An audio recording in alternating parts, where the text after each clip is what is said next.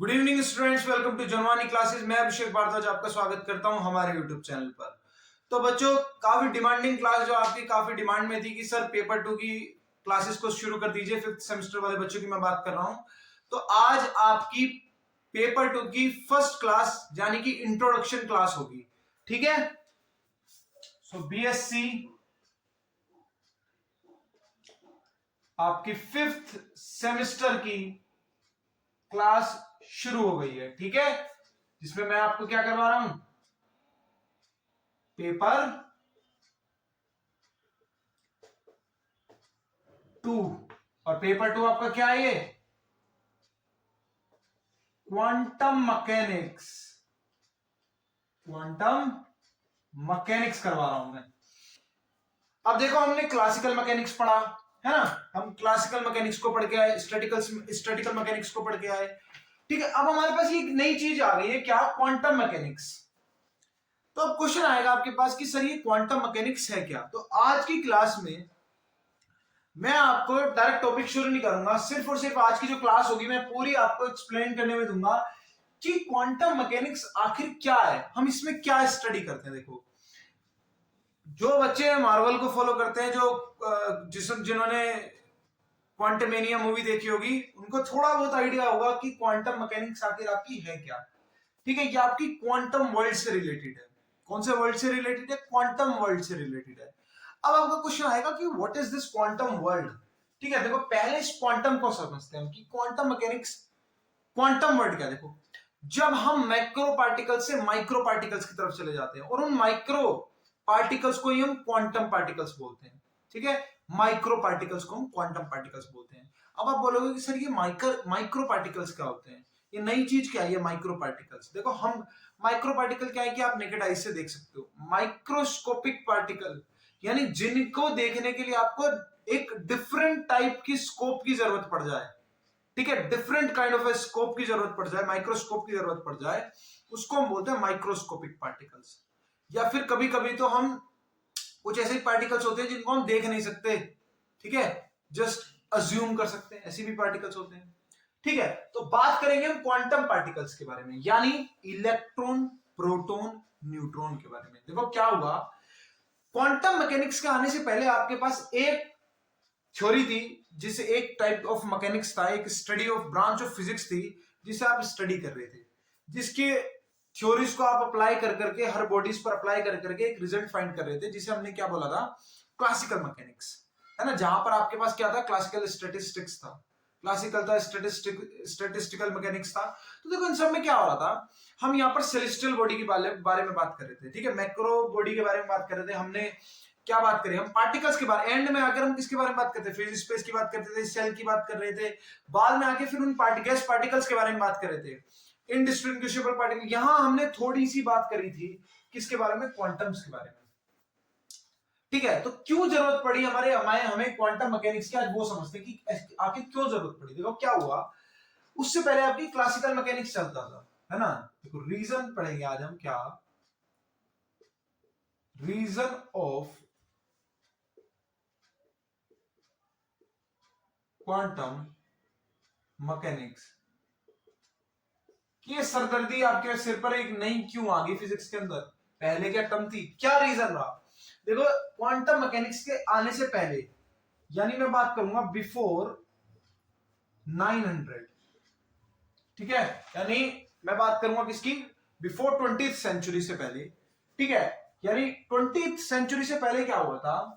Scientist क्या follow करते थे? Scientist follows classical theory. Classical theory, ठीक है, क्लासिकल थ्योरी मतलब क्लासिकल थ्योरी, है ना। उससे पहले साइंटिस्ट क्या फॉलो करते थे? वो क्लासिकल थ्योरी को फॉलो करते थे। ठीक है, यानी डेट इज दे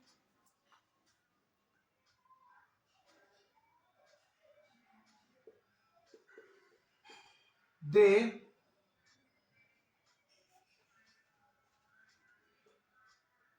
यानी यानी they study all the bodies specially celestial bodies, क्योंकि उससे पहले हमारे पास सिर्फ और सिर्फ सेलेस्टियल बॉडीज थी।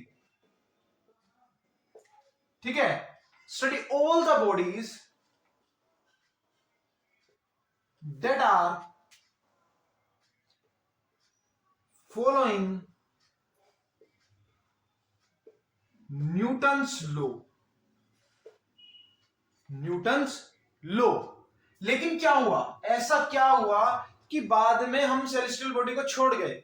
बाद में क्या हुआ, letter in 20th century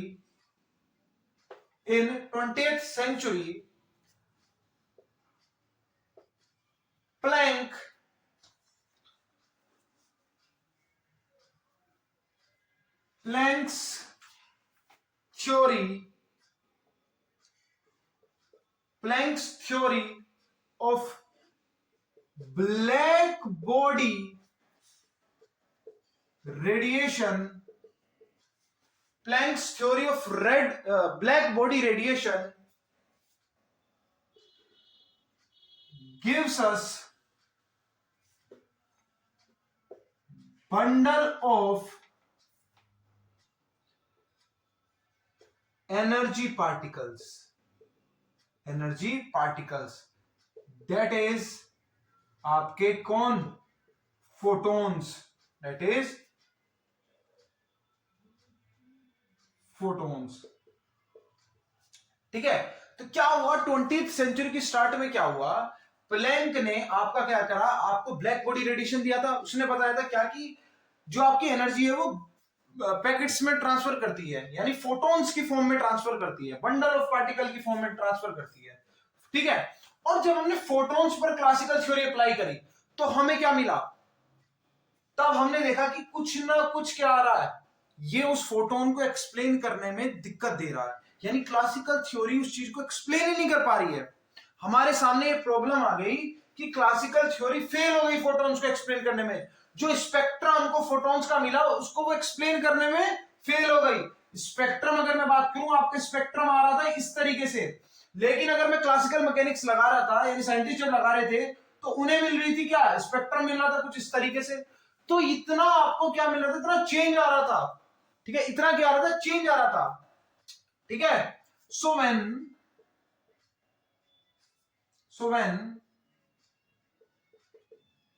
classical theory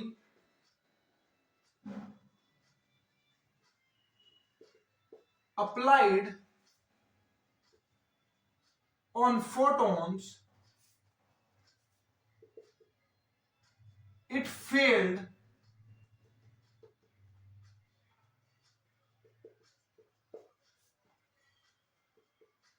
to explain it। अब जब ये फेल हो गई तो क्या हुआ, तो हमारे पास एक नई थ्योरी ऑफ क्या आई, एक नई स्टडी, एक नई ब्रांच ऑफ फिजिक्स आई, जिसे हमने क्या नाम दिया, जिसका हमने नाम दिया क्वांटम मैकेनिक्स। और जब हमारे पास फोटोन आया तो हमने क्या करा, हमने क्वांटम्स की स्टडी करना शुरू करा, और उसके बाद हमारे पास धीरे धीरे डिस्कवरी हुई इलेक्ट्रॉन्स, प्रोटॉन, न्यूट्रॉन, है ना, न्यूक्लियोइड्स, इन सब की धीरे धीरे डिस्कवरीज होनी शुरू हो गई। और जैसे जैसे डिस्कवरी हुई हमने क्लासिकल मैकेनिक्स अप्लाई करनी शुरू करी, और हमें दिखा कि रियलिटी में जब हम स्पेक्ट्रा निकाल रहे हैं, फॉर एग्जांपल मान लो हाइड्रोजन स्पेक्ट्रा हम देख रहे हैं, तो हमने देखा कि स्पेक्ट्रा तो कुछ अलग टाइप का है, लेकिन अगर क्लासिकल मैकेनिक्स की हम थ्योरी लगाएं और स्पेक्ट्रा ड्रॉ करने का ट्राई करें तो वो कुछ अलग ही बन के आ रहा है। यानी क्या मिल रहा है क्लासिकल थ्योरी से, हमें एरर मिल रहा है, और बहुत ज्यादा एरर मिल रहा है। तो इससे हमें क्या रिजल्ट मिला कि क्लासिकल थ्योरी आपकी सही है, लेकिन सिर्फ और सिर्फ सेलेस्टियल बॉडीज के लिए। सही तो है, क्लासिकल थ्योरी सही तो है, लेकिन सिर्फ और सिर्फ सेलेस्टियल बॉडीज के लिए। ठीक है, क्वांटम पार्टिकल्स के लिए नहीं। यानी आपके जो माइक्रोस्कोपिक पार्टिकल होते हैं, माइक्रोस्कोपिक लेवल पर क्लासिकल थ्योरी फेल्ड थ्योरी के रूप में निकल के आई।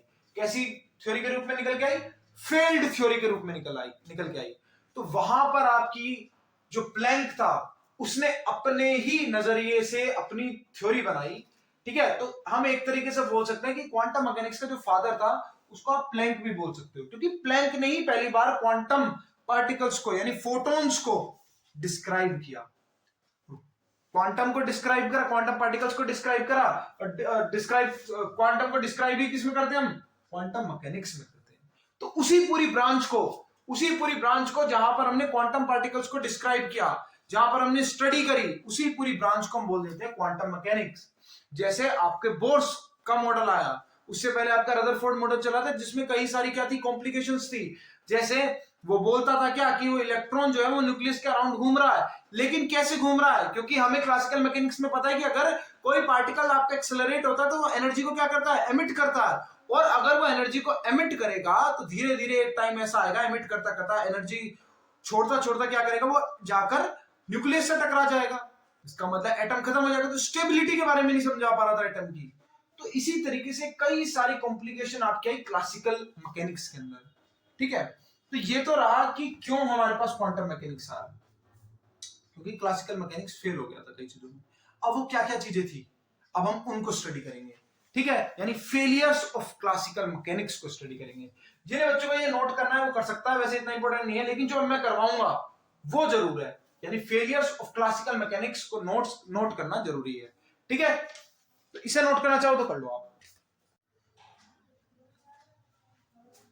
चलो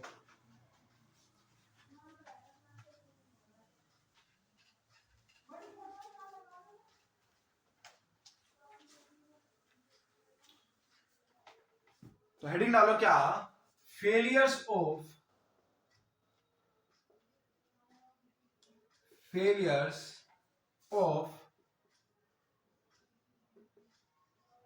classical theory, failures of classical theory, ठीक है। तो देखो पहला क्लासिकल थ्योरी का आपका फेलियर क्या है, जो मैंने अभी बताया, it does not hold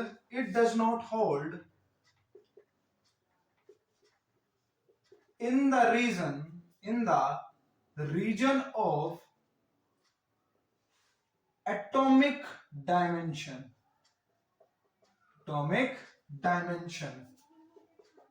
that is at microscopic level, ठीक है, या फिर माइक्रोस्कोपिक स्केल, लाइक आपका क्या, electron,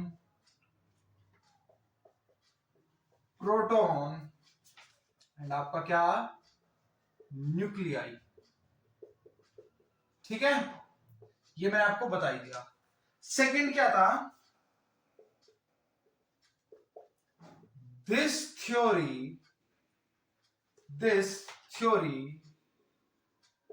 was not able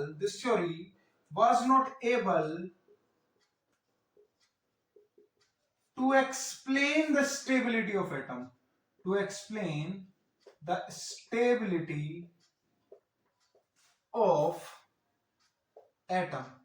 stability of atom यानी जो मैंने अभी बात आपको बताई कि भाई उसने क्या बताया कि इस तरीके से आपका क्या होता है, बीच में क्या होता है न्यूक्लियस, और रदरफोर्ड ने बताया था उसके चारों तरफ शेल्स में इलेक्ट्रॉन क्या कर रहा है, इलेक्ट्रॉन रिवॉल्व कर रहा है। लेकिन क्या होता है क्लासिकल मैकेनिक्स के अकॉर्डिंग अगर हम जाए कि इलेक्ट्रॉन अगर कोई भी पार्टिकल एक्सेलरेट कर रहा है, भाई एक्सेलरेशन कर रहा है, यानी इसका मतलब अगर कोई भी पार्टिकल एक्सेलरेशन कर रहा है तो वो क्या करता है, अपनी एनर्जी को क्या करता है, एमिट करता है। और अगर ये एनर्जी छोड़ रहा है तो इसका मतलब क्या हो गया, धीरे धीरे घूमता घूमता घूमता घूमता क्या कर जाएगा, एक टाइम ऐसा आएगा कि ये इससे टकरा जाएगा। अगर ये इससे टकरा जाएगा तो एटम तो बचेगा ही नहीं, है ना, और एटम नहीं बचेगा तो फिर स्टेबल कैसे एटम, फिर क्यों, अगर हमने एक कंटेनर में गैस भर दी तो वो सालों साल तक गैस ऐसे ही भरी रहती है ना, क्योंकि भाई गैसेस भी तो आपके एटम से ही बनी है, तो स्टेबिलिटी कैसे है, तो उस चीज को एक्सप्लेन करने में भी क्या हुआ, आपकी क्लासिकल थ्योरी पूरी तरीके से फेल हो गई थी। Third,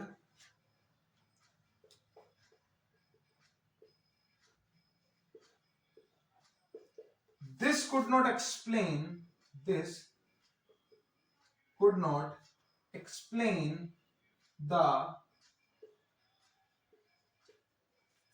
hydrogen spectra. Hydrogen spectra, ठीक है। अब देखो इसने हाइड्रोजन स्पेक्ट्रा भी नहीं हमें डिस्क्राइब कर पाया था। क्या हुआ, जब हम क्लासिकल मैकेनिक्स के पास गए और हमने हाइड्रोजन का स्पेक्ट्रा ट्राई किया कि हाइड्रोजन का स्पेक्ट्रा चलो देखते हैं क्या बन सकता है, तो क्लासिकल थ्योरी ने हमें स्पेक्ट्रा कुछ दिया कि स्पेक्ट्रा जो बनेगा वो इस तरीके से बनेगा, ठीक है। लेकिन क्या हुआ, लेकिन रियलिटी में जो स्पेक्ट्रा निकलकर आ रहा था वो कुछ इस तरीके से आ रहा था, पार्ट्स में आ रहा था आपका, ठीक है।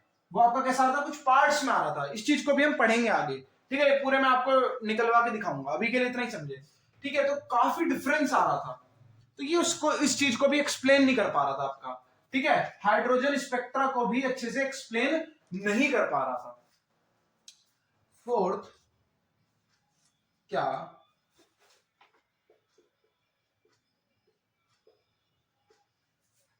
this could not explain the observed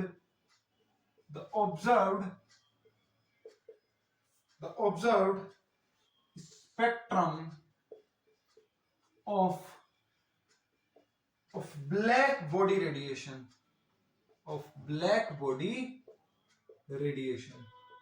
वो मैंने आपको बता ही दिया। क्या वन इस तरीके से आ रहा था और क्लासिकल थ्योरी के अकॉर्डिंग कुछ इस तरीके से जा रहा था, तो काफी डिफरेंस आ रहा था, ठीक है। काफी क्या आ रहा था, काफी फर्क आ रहा था जब हम बार बार ऑब्जर्व कर रहे थे। इसी तरीके से क्या हुआ, देखो classical theory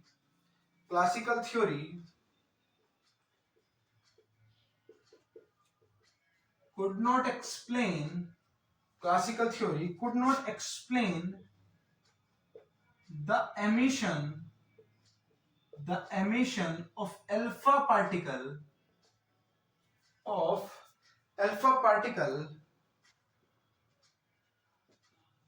from the nucleus, despite the fact that it has insufficient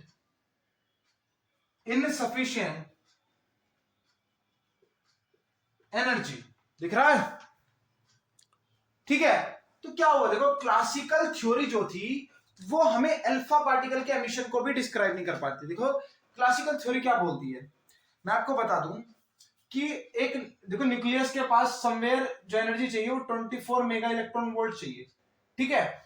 और अल्फा पार्टिकल के पास एनर्जी होती है 8 electron volt, 8 mega electron volt.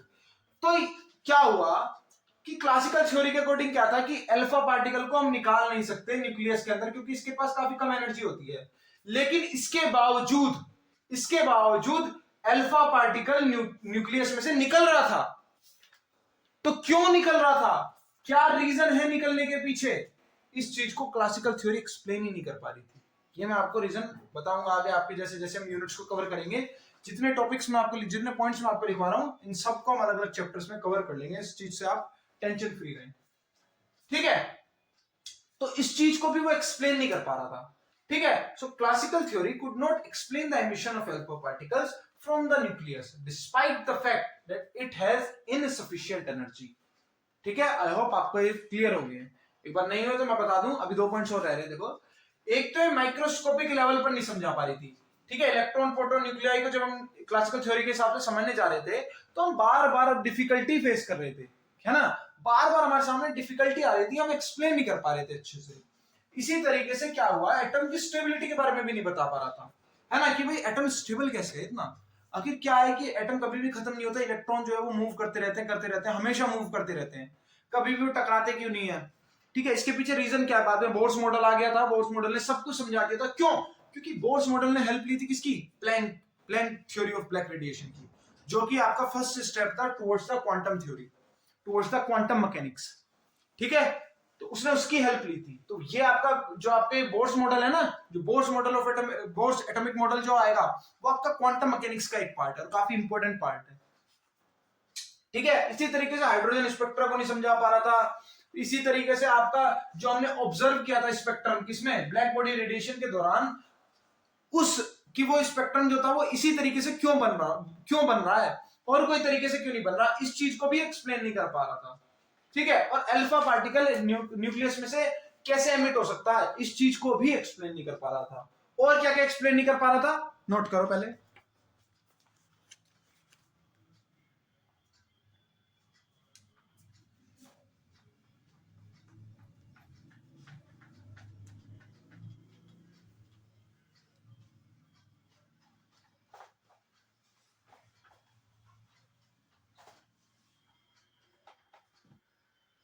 लिखो 6 point,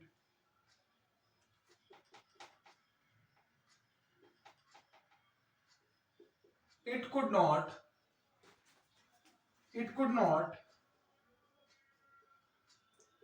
explain the specific heat, it could not explain the specific heat variation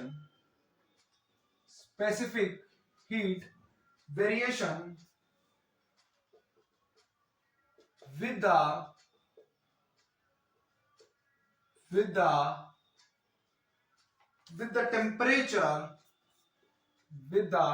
temperature of metals and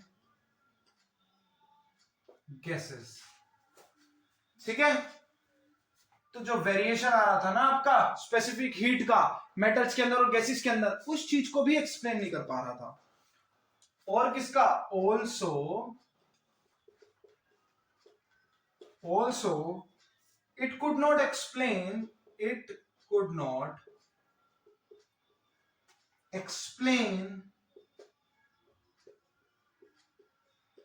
the large number of phenomena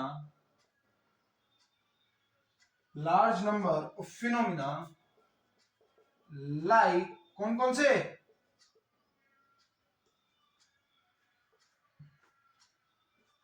like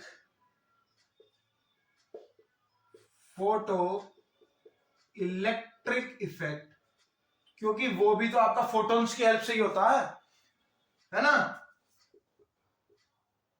Compton effect,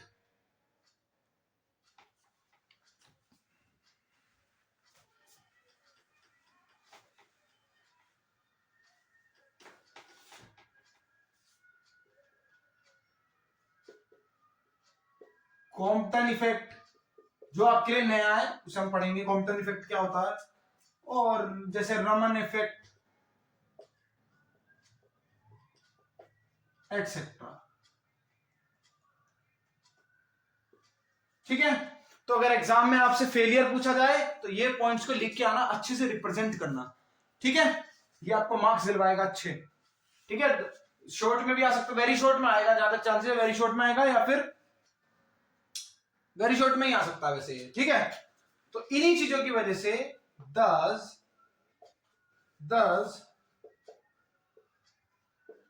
the above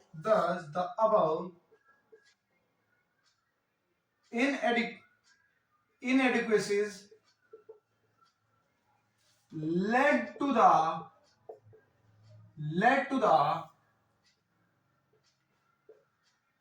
foundation of development of quantum mechanics। ठीक है, इन्हीं चीजों की वजह से, इन्हीं जो हमने प्रॉब्लम्स फेस करी, इन्हीं सब प्रॉब्लम्स की वजह से हमारे पास एक नई डेवलपमेंट निकल कर आई, जिसे हमने क्या बोल दिया, क्वांटम मैकेनिक्स। क्या बोल दिया, क्वांटम मैकेनिक्स। ठीक है बच्चों, नोट कर लो।